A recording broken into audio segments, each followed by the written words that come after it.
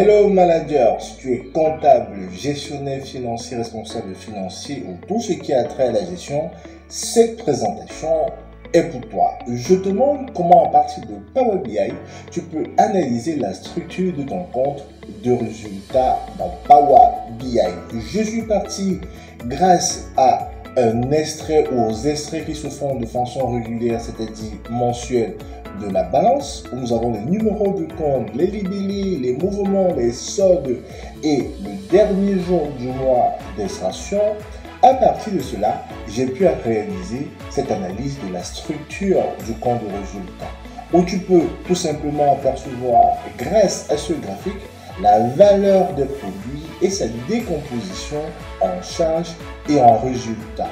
Tu peux avoir bien évidemment le taux de marge qui est tout simplement la division entre le total du résultat net et le chiffre d'affaires. Et par là, tu as la décomposition des différents éléments composant le résultat.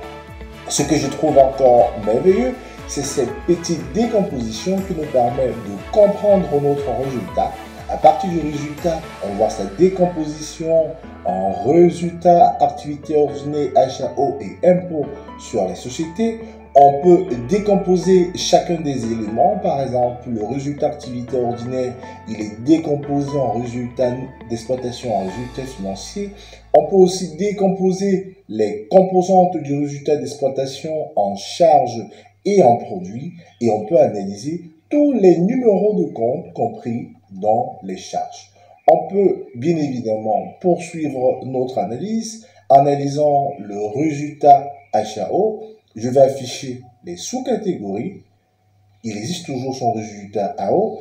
Je vais afficher les catégories. On a les charges et les produits composant le résultat HAO. Et j'aimerais voir les produits composant le résultat HAO. J'affiche les natures et j'ai les numéros de compte y afférents.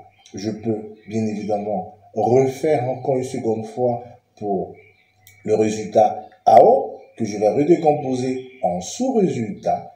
Je vais décomposer le résultat d'exploitation en catégories, charges et produits et j'aimerais connaître les produits composés de mon résultat d'exploitation.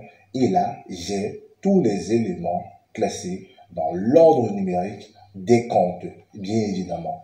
Et ce que je trouve encore extraordinaire, c'est d'avoir l'ensemble des soldes significatifs des gestions à portée de vue. Je peux bien évidemment changer mon axe temporel d'analyse et choisir l'analyse en août 2020 ou en avril et mes données se mettent à jour de façon dynamique. Je suis Lister Fongan, concepteur de tableau de bord et de reporting. Si tu as besoin de plus d'éclaircissements, tu peux m'écrire. Laisse-moi un like ou un commentaire pour me dire comment tu trouves cette façon d'analyser la structure du résultat grâce à Power BI. Merci.